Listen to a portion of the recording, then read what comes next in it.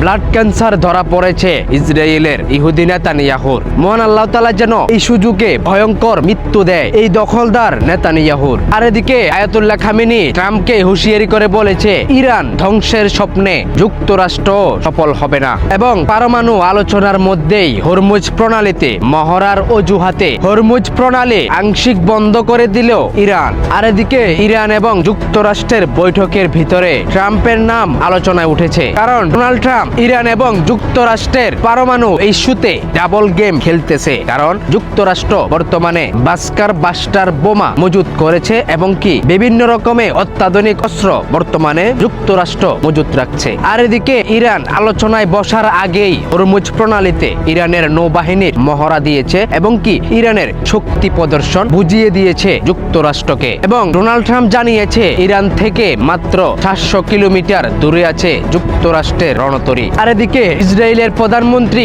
দখলদার নেতানিয়াহু বর্তমানে ব্লাড ক্যান্সারে আক্রান্ত হয়ে অসুস্থ হয়েছে। আমরা দোয়া করি এই দখলদার এই ইহুদি নেতানিয়াহুর যেন মৃত্যু ভয়ঙ্কর ভাবে হয়, কারণ ইসরায়েল আমাদের প্রিয় ফিলিস্তিনে এবং গাজায় যুদ্ধবিরতির ভঙ্গ করে ভয়াবহ বিমান হামলা করে আবারও অনেক ফিলিস্তিনিকে হত্যা করেছে।